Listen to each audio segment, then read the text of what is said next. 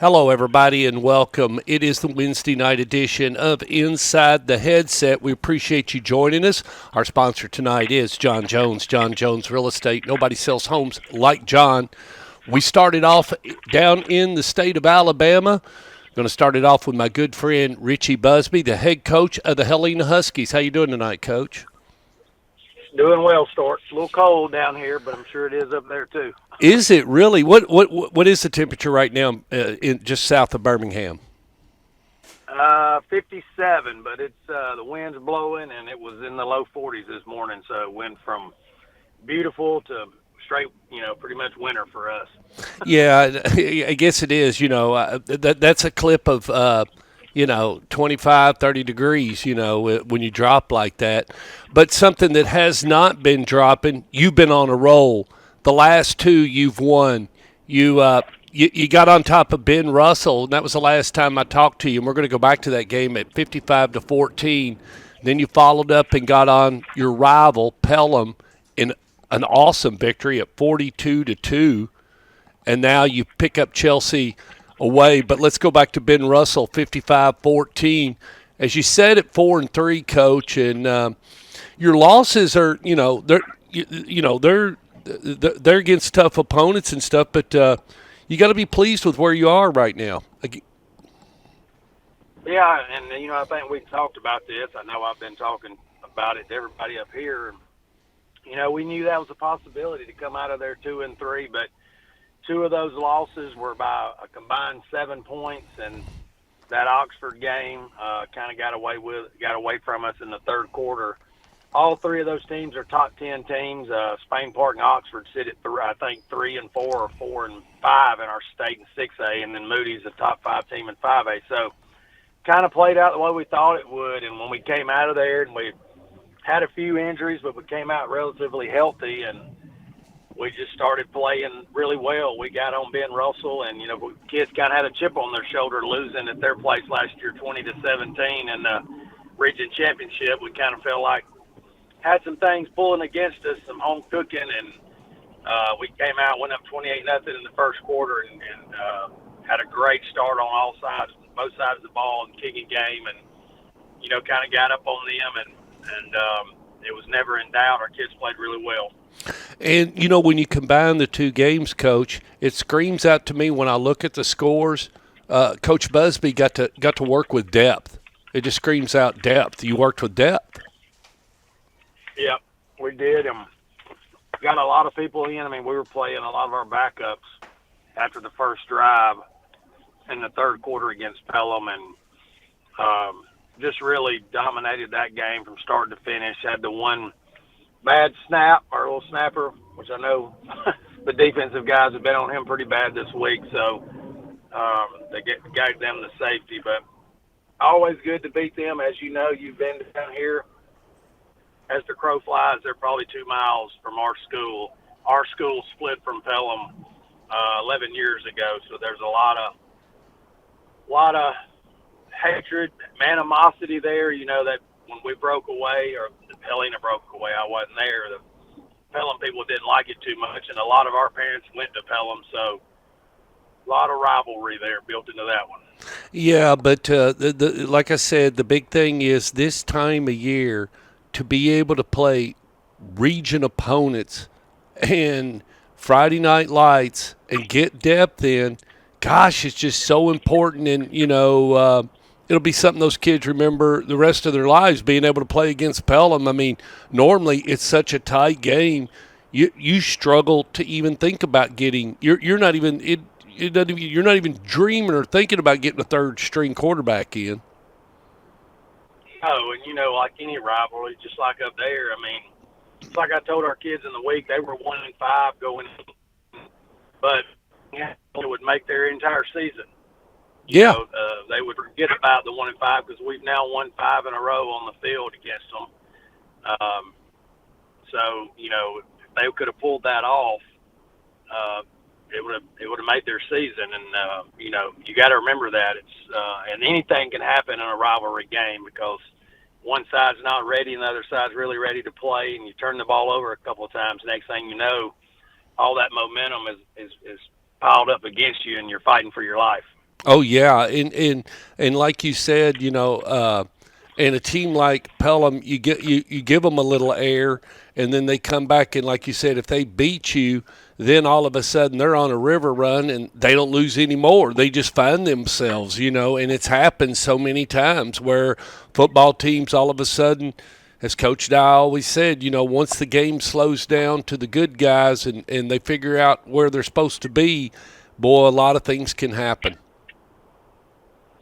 No, there's no doubt. And my worry was, we kind of had our back against the wall, and we were in a win. We had to win going into Ben Russell, and had to win against Pelham, and now we've got to win against Chelsea. And Chelsea is one of our three big rivals: Pelham, Chelsea, Clear, and we have them back to back to back. So you worry about a hangover going into this game, and they're playing for the same thing we're playing for. They're 6-1.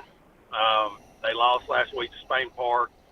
So if they win this game, chances are they host playoff game first round. If we win, we host it. So it should be a really, really hard-fought battle between the two schools. Yeah, and it being away, but I mean, you got to kind of like this game. If it comes, you want it to come right now. How are you health-wise? We've got a couple kids out. One linebacker of ours has a ligament in his finger, and the doctor's saying he's play, but parents don't want him to play, so you kind of got to deal with stuff like that. And but overall, we're relatively healtty. But that's fixable. That's fixable. Yeah. I mean, that kid's going to come back. That's not that isn't an ender. That's just a delayer. So I see that as if he's a stud, and when he comes back, he'll be real hungry when you turn him loose. No, there's no doubt. We just need to be in the right position when he comes back.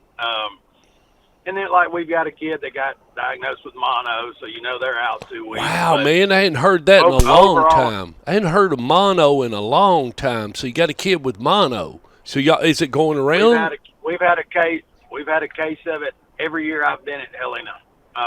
Really? My other school, I never come across a case of it, but as you know, that's a 2-week deal because they have to be symptom free, and then they have to make sure their spleen is not swollen any longer. So it's usually 2 weeks, and so that kind of hurt us. But at this time of year, we're probably just about like anybody else. We're beat up and bruised, and that's the other good thing about being able to play some backups against Pelham the second half, as our guys got to rest a little bit too. Yeah, and that's important because right now, when I look at these two games, at the 55-14 and the 42-2, and you're talking about, your starters may think, I didn't get to play that much, but at the same time, you are correct. You didn't, when you're playing at this time of year, and you've been rolling since week 2, so you didn't, that was your break. Everybody needs to remember. Coach Busby doesn't have a fall break. There's no break now. He's playing straight through Ironman football. And those two games just right there, they help you with this Chelsea away game. I look at it. Yeah, so when we finish next week against Calera, we'll have played 9 straight. We didn't have a bye. We had a bye at the beginning of the year and one at the end. So, yeah, it was a good time for that. And, this Chelsea team is 6-1, probably the best team they've had in 4 or 5 years, the biggest ball game they've played in the last 4 or 5 years. And it's like I told our kids, we've been in big ball games every year, multiple big ball games. So we have that on our side, but that really doesn't mean anything if we can't control the line of scrimmage and, protect the football, block, and tackle. That's what it still comes down to, no matter who we're playing or how big a rivalry they are. Whoever does that the best is going to win. And you think, of course, defense and offense, you did real well both these games when you look at the score, so I don't have to ask about that. And your special teams looks like done well. Looks like you said, you're playing real well in all 3 phases of the game. Now it's just about staying healthy and really, I guess work on the little things and just try to just stay in the right lane and not have anything stupid come along or, kids celebrating and jumping up and over celebrating and get a broke ankle. Anything can happen. Just, be cognizant of what you're doing, I guess now, Coach. Well, yeah, I think anytime you get down to the part of the season where the margin of error it gets really, really small, I think sounds cliche, but I think it's who does the little things the best, the simple things the best. Don't try to overdo things. You got to keep your emotions in check. You just got to play football, and you can't worry about a whole lot of things. Like you said, whoever stays in their lane and keeps their blinders on and keeps looking forward and keeps advancing. And I hope that's the mindset of our team right now, because it's kind of like the situation we put ourselves in. We're at a win. We're win or go home, really. So we got to keep that mindset going through these next 2 weeks. And then we do get an off week if we're in the playoffs, which we should be. But I'd much rather be hosting one than driving all 5 hours to Mobile. Oh yeah, man. So that would be your track. You would have to go to Mobile to crank it up to get to. Yes. Oh, okay. 5 hours first round. Yeah. Wow. So I mean, this is a. I mean, this is a lot. I mean, your seniors. We talk about it around here. I don't know. I'm sure it is the same way down there, but we talk about around here. First off, it's you just want to make it to the playoffs. So you want to be one of the four in the. The four go out in the region, and basically, 2 of them are going to sit at home, and so four will go on and compete. But you want to. You want to be there more than anything. You want to be one of the four. And then the next thing is the top 2, of course, get to host as it squirts out of the region. Right. So, you want to fight. If you can't get the 1, you're always fighting for the 2, and maybe the 1 is in sight, but you got to go through 2 first to get to 1. Like this game we're in on Friday night, I said something to Coach Creasy. I said, this game right now is for number 2, and he looked at me and said it could always be a 3-way tie. So it could be, so don't ever count that out. So, and that's happened.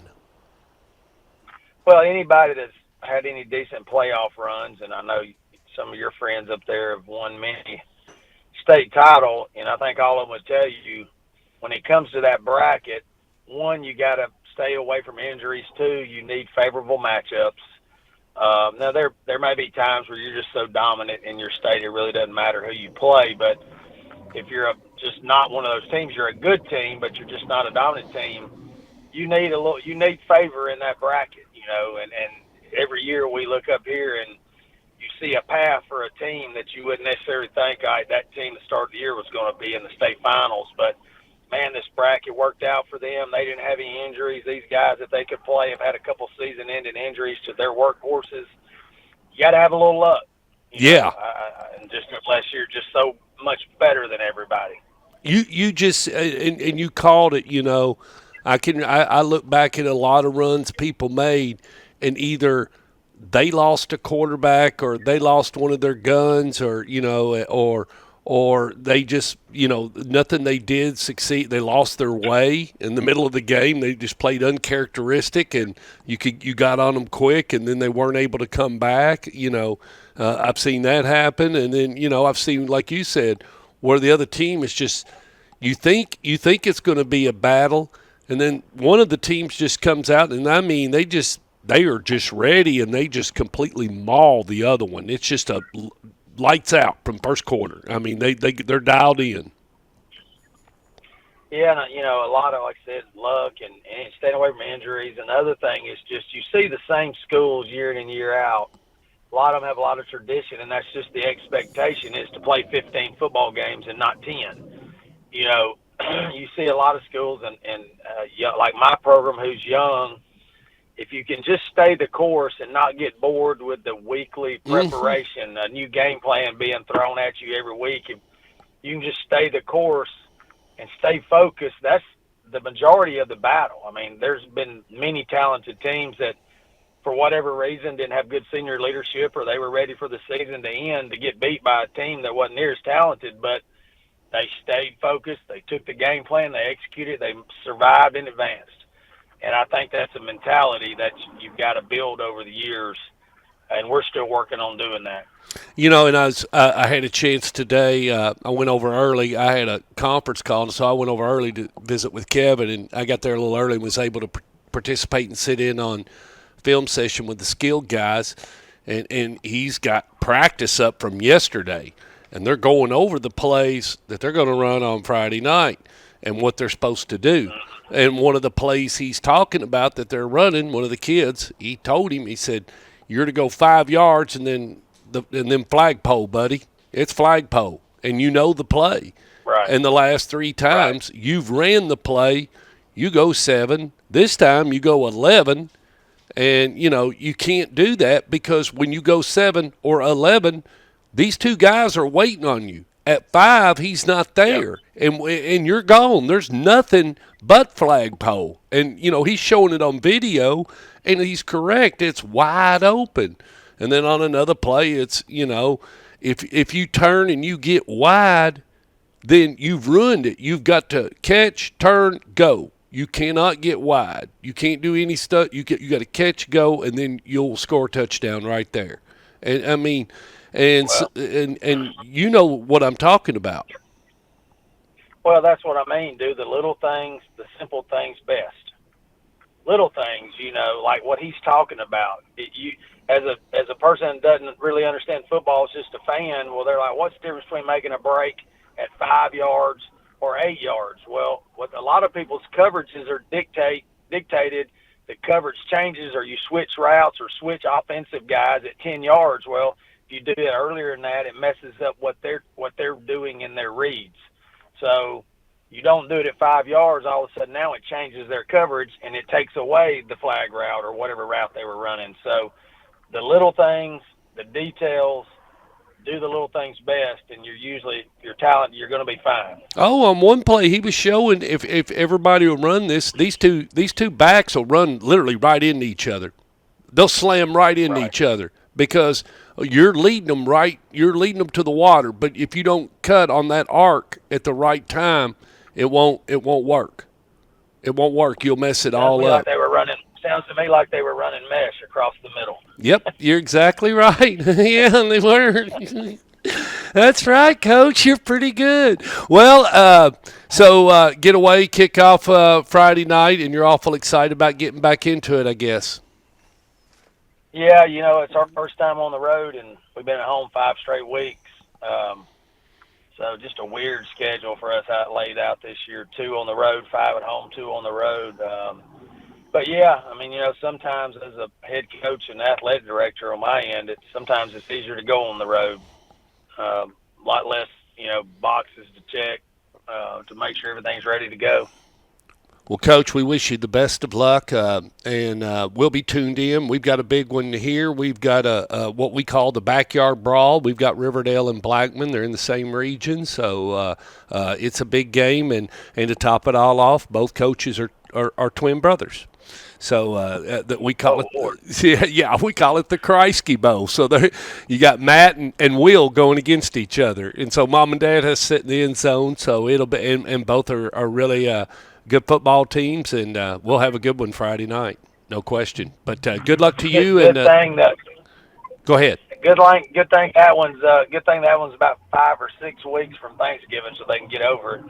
yeah, that is the good thing. I will assure you. But here's the bad part about it. Okay, more than likely, if playoffs, they're going to run right back into each other. So it could be.